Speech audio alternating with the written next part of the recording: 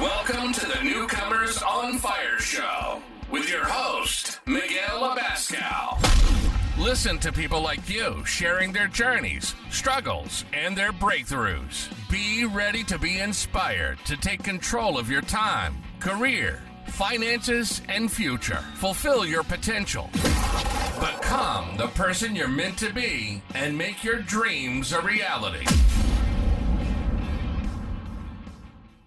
Welcome back to another episode of Newcomers on Fire. Today we have Lorena. Her story is amazing. She's a newcomer that has been with us for the last 20 years. And over the last decade, she has been helping newcomers. So that's why I'm super excited for you to hear her story.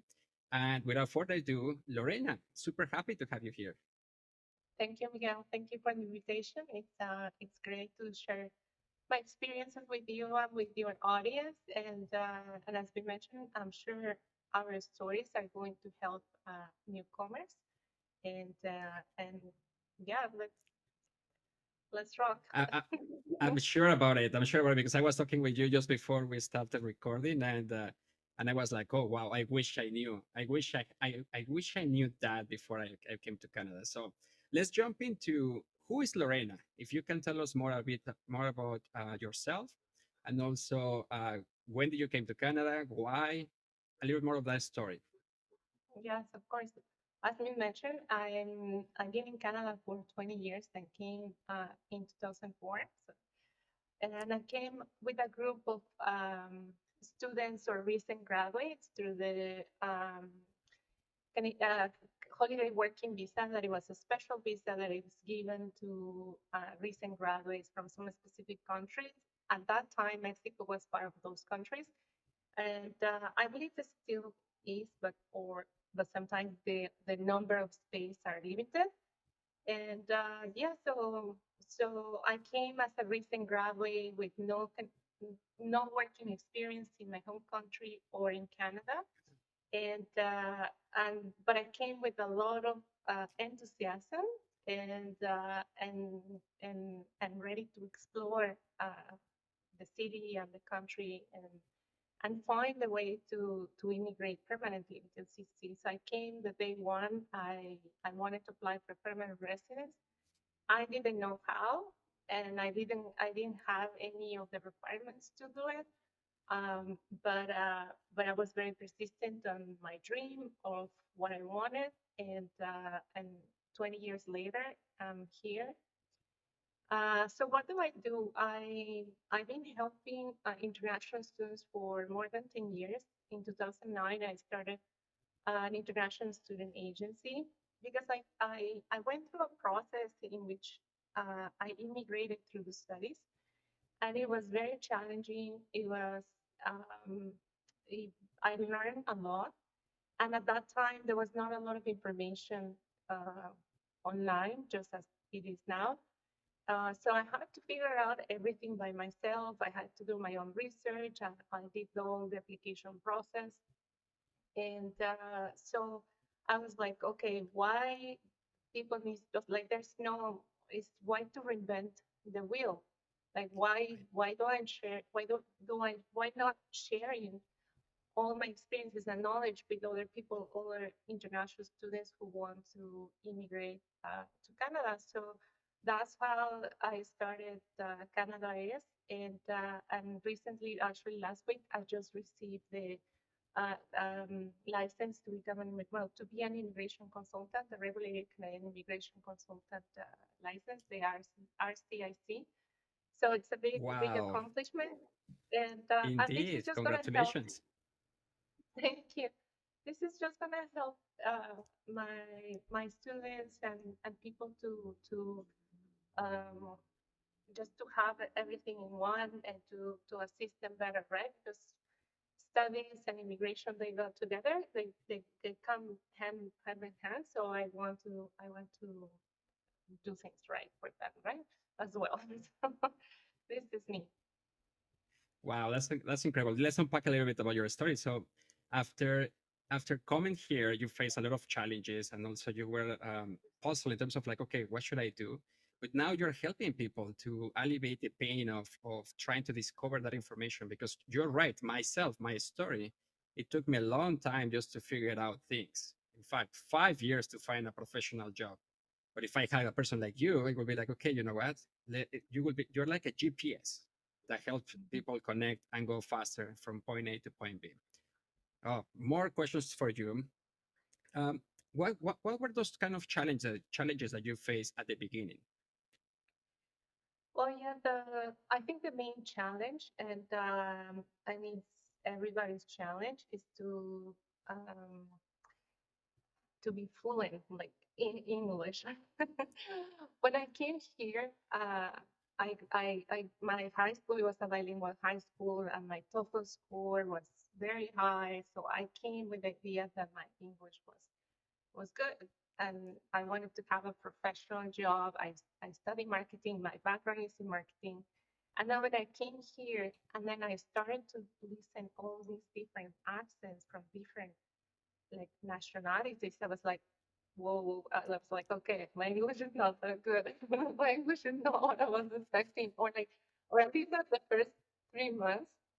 And I always tell that to my students and to my students, like, don't worry. The first 3 months, you probably need some time to adjust to the different accents, because when we study back home, you have the professor who has the same accent than you, and it's so easy to understand them. But once you come here and then you hear all these different accents, especially in Toronto and Canada, that is like such a multicultural city, you sometimes, like, you have people from countries that you have never heard, and then when you listen to them, you're like, okay, I could you repeat again?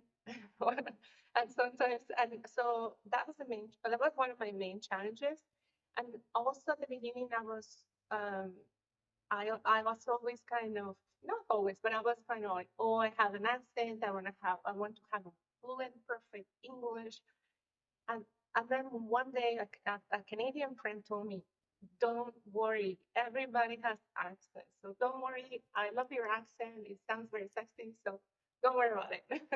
So sometimes when you're a newcomer, you have those kind of, you put your own sometimes like ideas in your mind or your own barriers. So you need to learn that, like, that uh, that it's okay. Like, it's okay. It doesn't have to be perfect. So that was one of my main challenges. And also when I came, I didn't have experience back home, or I didn't have Canadian experience. So as a recent graduate, it was very hard for me to get into the labor market because of no Canadian experience, no work experience, and I wanted to work in marketing. So uh, and and I didn't come prepared. Like, I really didn't prepare myself.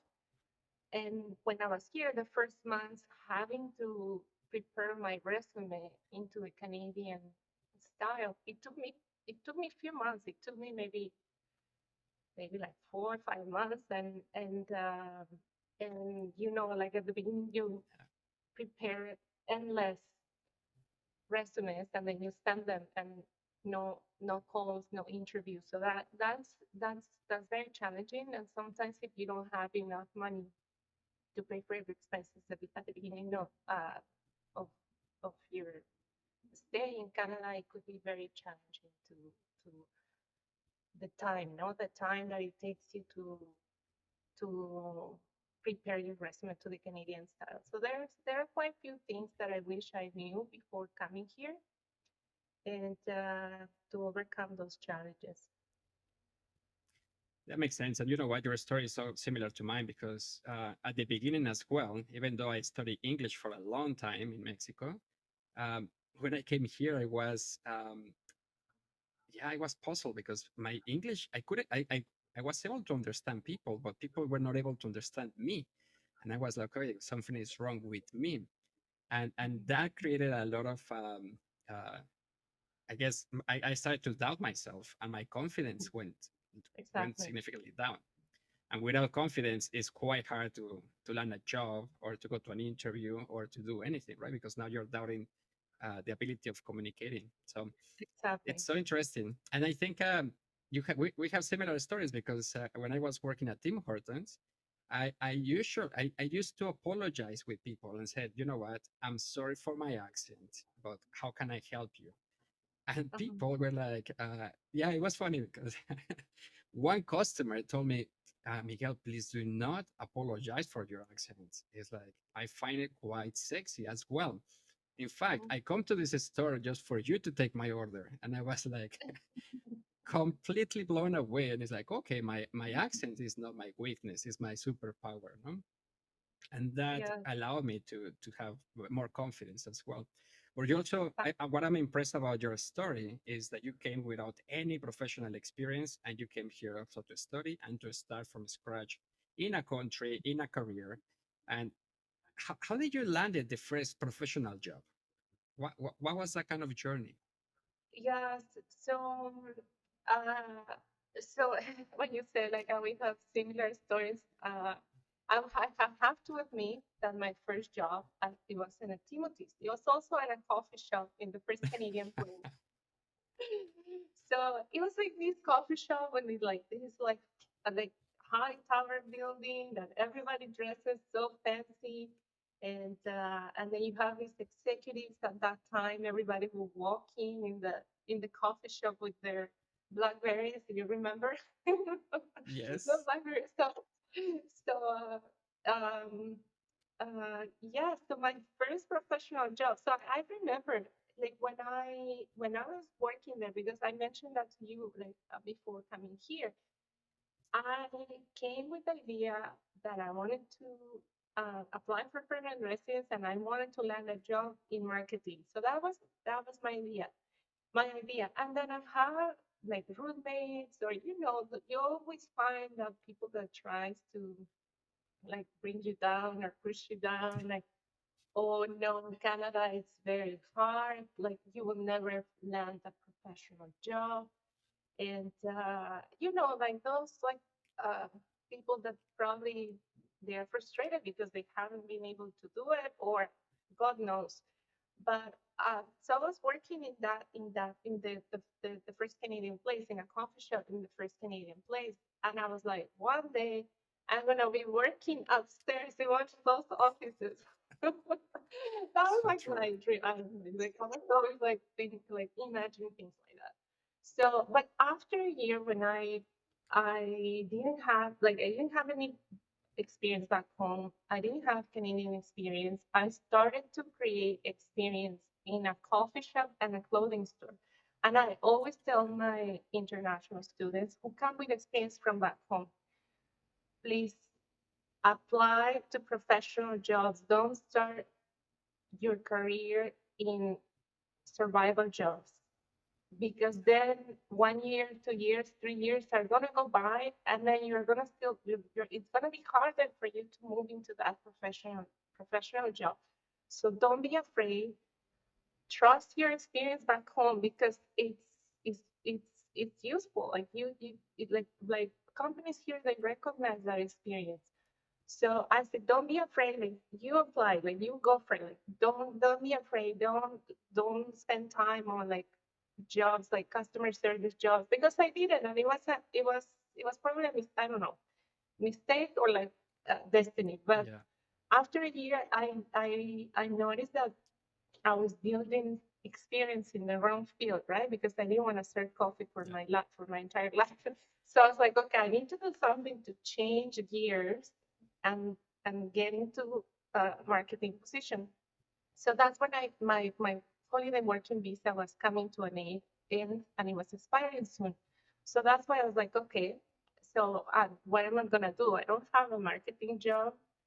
And what am I gonna? I'm gonna go back to Mexico, and in my resume, I'm gonna put that I work in a coffee shop and a clothing store in Canada. So I was like, no, I cannot go back to Mexico. This like experience in my resume, I have to do something. So that's when I thought about like, oh, what about becoming an international student? Why not going into do like a postgraduate program, or improving my like adding something in my resume. If I stay in Canada, it's going to help me. If I go back to Mexico, it's going to help me. So that's when I decided to join to a postgraduate diploma in marketing. And then after studying a year, my program had a co-op. So a co-op is like a cooperative education in which the college connects you with companies. So that's how I landed my first professional job. So with after studying a postgraduate diploma or during my program, my program had a co-op, and then I landed a job in a property management company as a marketing coordinator. So that was like my first official job. How did that happen? Just just through that co-op, you landed that job as well? Yes, yes, because the college they teach you how to prepare the resume, how to prepare for an interview. They do mock-up interviews, and that's what I always tell my students. Go to that department. Like every college and university has that department. Go to the career department and ask them to help you to polish your resume, to do mock-up interviews so that they can tell you what you're doing right, what are you doing wrong. They can even tell you about your expression, like because if you are like Yeah.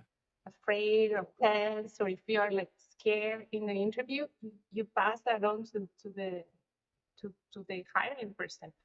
So when a mock-up interview, sometimes they can record you, and then you can see you can see yourself, and then they can tell you what you're doing right, what you're doing wrong.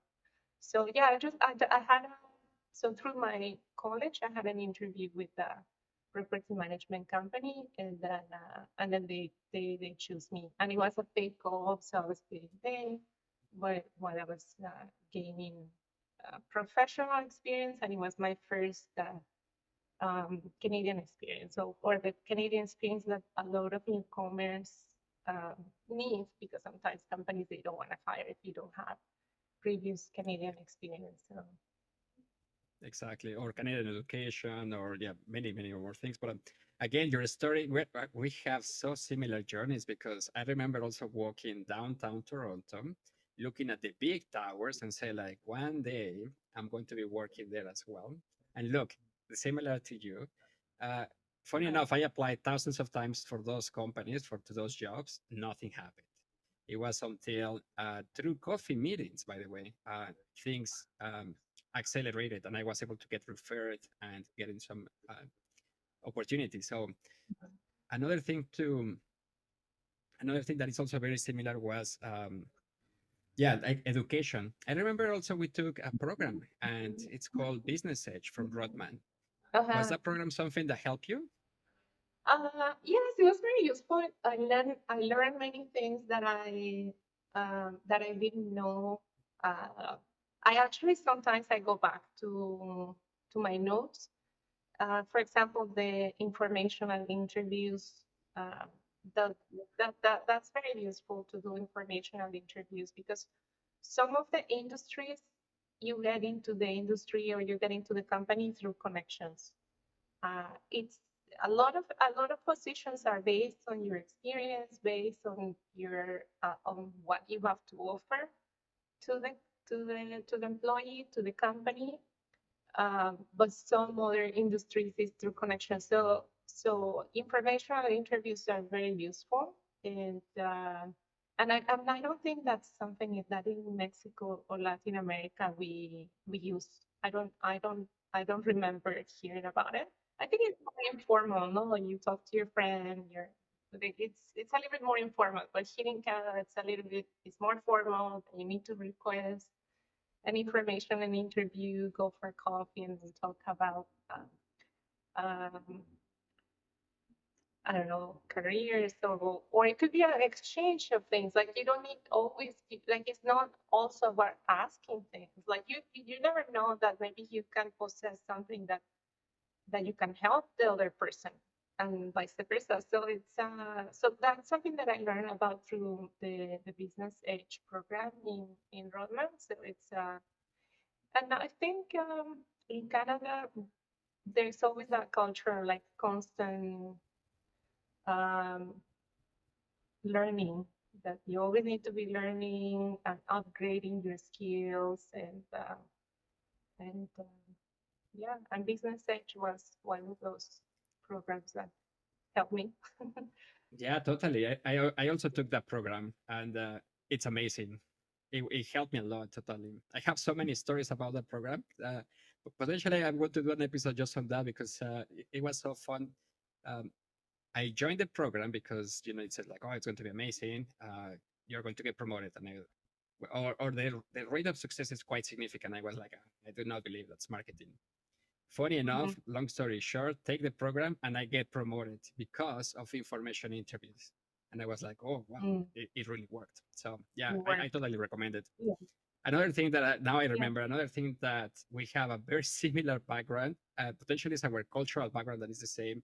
It's when I was not doing that well, because it took me 5 years to land a job in my profession, uh, I said to myself, I'm not going back to Mexico with looking down in shame. I'm going to go back uh, to visit my friends and family, proud and happy and satisfied.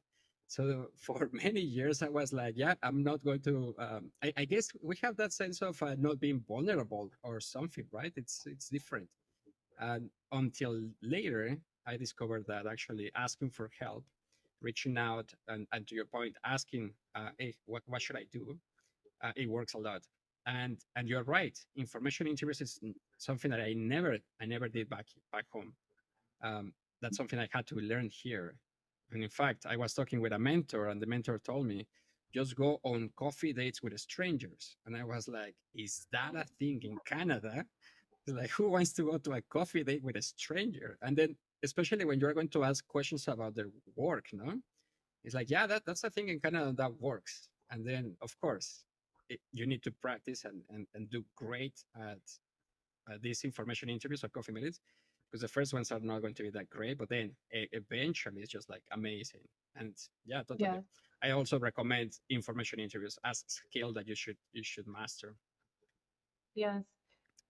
And that's something that you can do constantly, not even like when you're like you're happy with your job, this and probably you're not looking to be promoted or to change companies. Like that's also to keep yourself like up to date what's happening with the industries. Like, hey, let's go for a coffee shop. Like, just let's go for a coffee and talk about new things in the industry or things that you perceive or perceived or things like that. And it doesn't need to be necessary in a moment of your career that you are desperate of like finding a job. Like it could be an ongoing thing. And I think that's what they taught us in the program in the business age. I think that they say like keep doing this. Like it's a constant uh, work or homework that you need to do. You got it, because the best time to find a job is when you are relaxed and when you have a job that you can go and say like, hey, I'm just meeting new people. Let's see if I'm exploring my options. I want to learn about the leadership style of this department, this company. I agree completely. And actually, some of the things I do personally is that if I want to move, if I want to get promoted, I start doing information interviews like 6 months ahead of time, because Mhm. you need to learn, understand like who are the key players, who is doing what, how long specific people have been in their job, when are they going to get promoted. So once you start once you understand all of that information, then it's quite easy to start being more strategic. And we're going to be covering more about this. Potentially, we can do another episode, Lorena, on just information interviews, what to do and how to do them, because they Yeah. work. And it's quite the art. Like you need to know how to ask. and Yes. yeah, it's just What to say, how to say it, manage the time, because of course, like it's always been like, okay, 15, 20 minutes and what, yeah, exactly. Uh, I have a question for you. How is life, or how was life in Canada after landing your first professional job? Did something change? How did you feel different?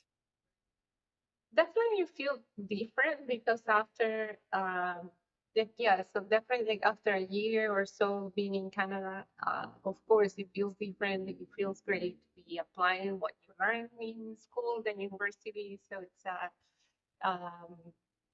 definitely boosts uh, confidence because as mentioned like at the beginning when you go and knock doors and then they close the door in your face, you're like, oh, sometimes like your confidence starts like and I have a couple of instances. The first year I had a couple of instances that yeah, my confidence like dropped. Like I was like, oh, like I thought I was bilingual, and like so yes, like it's just the first job. Like you're like, okay, I can do this, and like it gives you.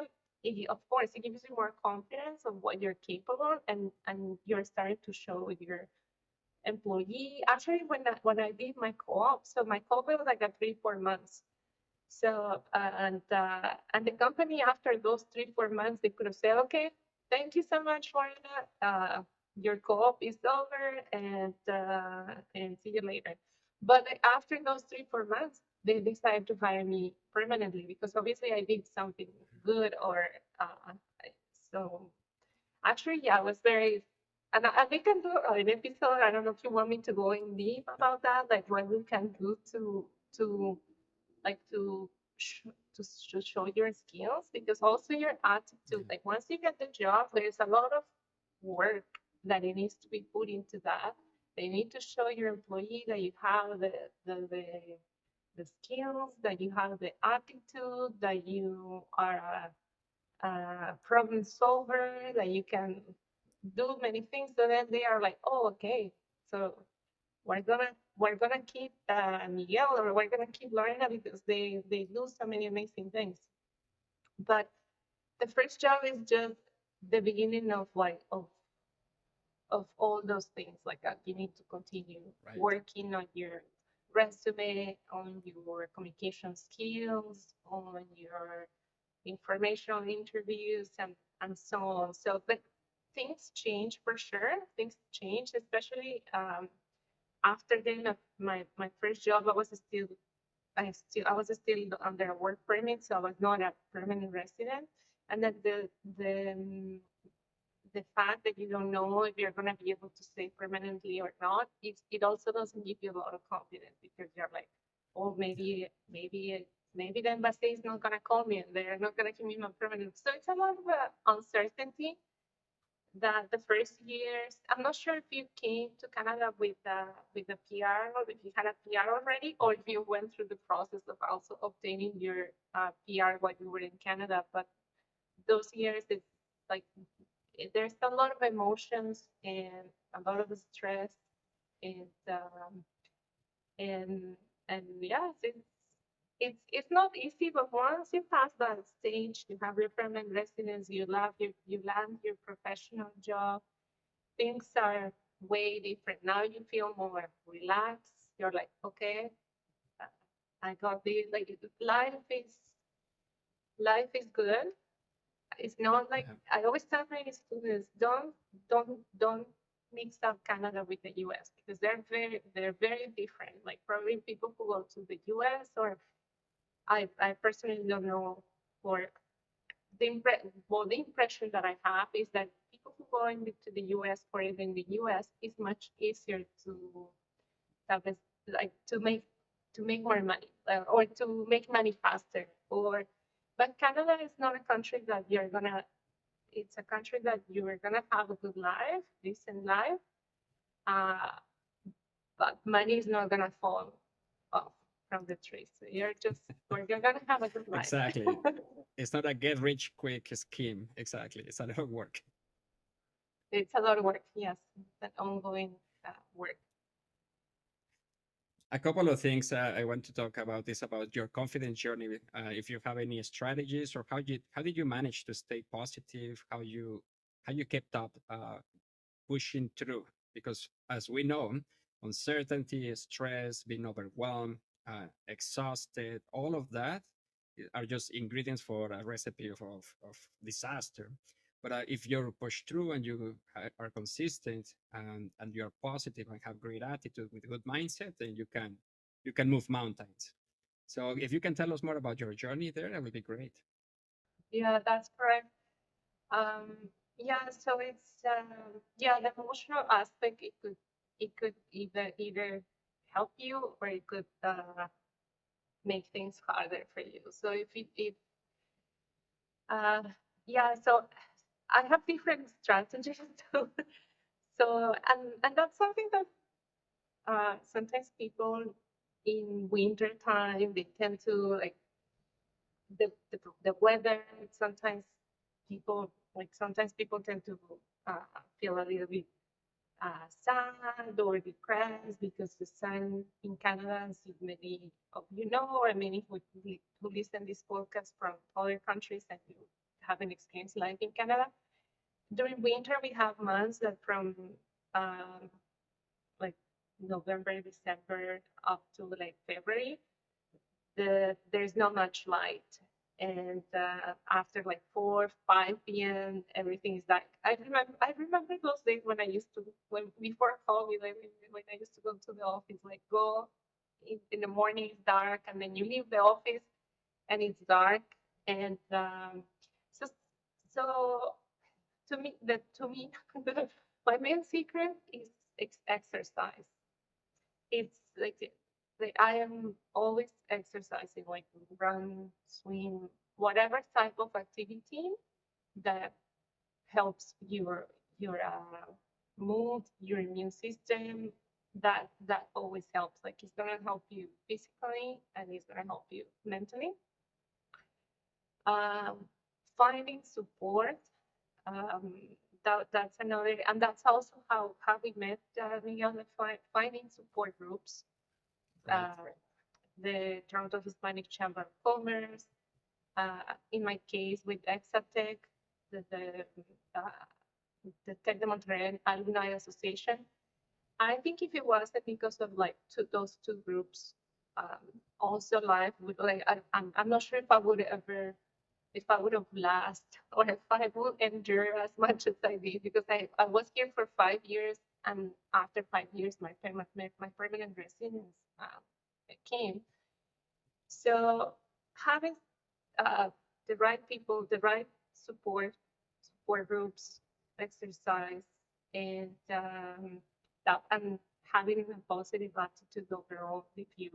If you are a person in your company, if you're a person that has a positive attitude, willingness to do things, you're going to what your employee is going to is gonna notice that because and I think especially like Latin American people, we're always kind of like happy and like kind of like those vibes there, or at least people who I met at the beginning when I used to say like, oh, I'm from Mexico, like Canadians are like, oh, nice, yes, and everyone kind of like gets into this kind of mood.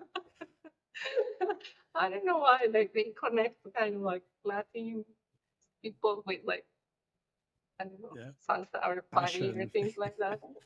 But so it's just having the right positive attitude and to never give up. Like don't give up your dreams. Don't let that person to bring you down to say, oh no, you cannot, you won't be able to do it. It's very hard. Uh, I remember before coming here, I was writing in some blog or somewhere on the internet, like, oh, I have a work permit.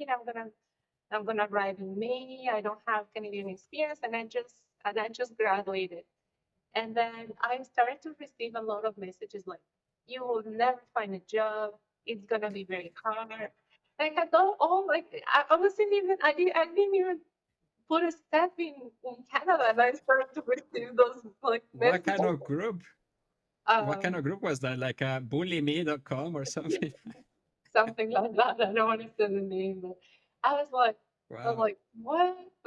But don't listen to those like Right.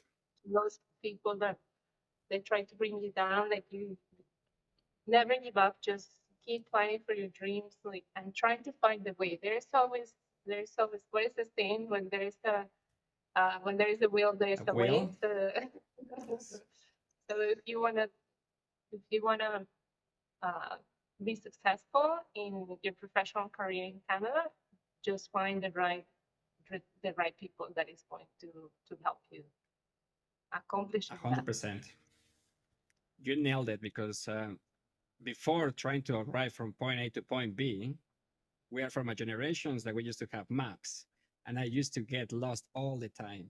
Now we have a GPS, and it's way easier because it's like turn left, turn right, avoid this traffic, and that's having a mentor, that's having a coach that's going to help you just to avoid all the time and energy that is going to be wasted in trial and error. So I 100% believe in that. Just a couple of things to unpack. You're so right. Finding your first professional job is like climbing a mountain. It feels like a huge accomplishment because you know what? The first time that you're somebody trusts and believes in your professional capabilities and is like, yes, come in. But the moment that you get a job, you feel like, wow, amazing. I did it. I made it. Finally, my first step in Canada, no? Next day happens and it's like, oh, I have probation, which could be 3 months or 6 months. And that's another month. And it's like, okay, well, are they going to select me? Are they going to keep me? Or are they going to let me go? No? And then, of course, within the first 90 days, how you're going to communicate your values, what are you going to do, meet the team, and so on. Then you pass probation. And then the next phase is like, okay, another mountain is like, okay, how can I get promoted? Because I'm a junior at this job that I have 20 years of experience.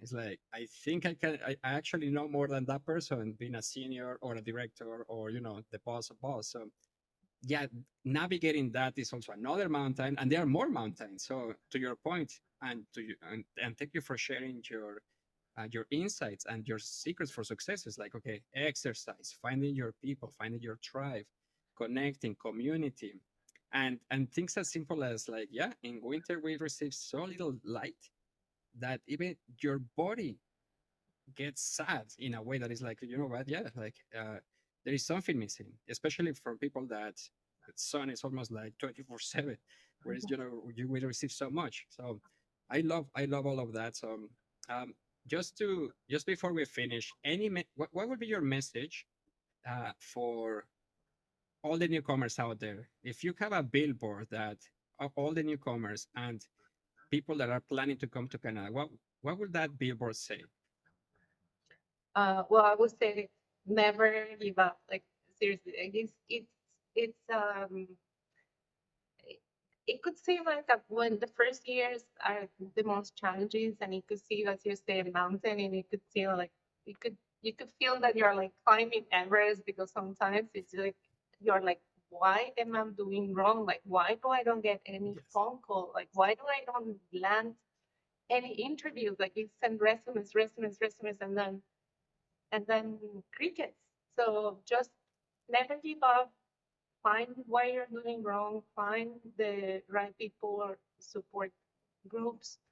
Tools such as like the programs that the city has or the government has for newcomers, or there's so many resources that just never give up. You're not alone. Everybody went through this, and you need to find the the right tools, the right people, and you will succeed. Amazing. It's not a matter of if you're going to succeed, it's a matter of when you're going to succeed once you have the right people, the right tools, and the right opportunity in front of you as well. Lorena, I love it. I love it. For people that want to connect with you, how can they reach you? How can they know more about what you're doing? Yeah, so they can reach me at so my website is canadaes.com. My email is estudiar canadaes.com, and yes, you can find me that those two ways of connecting with me. Oh boy, I love talking to you always, Lorena. Thank you so much. This was incredible. I think Thank we need to do another one just to go more into details, but I appreciate it so much. And yeah, I just have words of appreciation for you. thank you, Miguel, and same to you, and congratulations for all the nice work that you're doing. I'm sure a lot of people will benefit from all the efforts that you're putting into these projects. Thank you. Amazing. Thank you. Thank you so much. To your success. Thank you. We hope you enjoyed this show and that it helps you to find your way or make your way. If you found value, share it with someone who needs it. Until next time, to your success.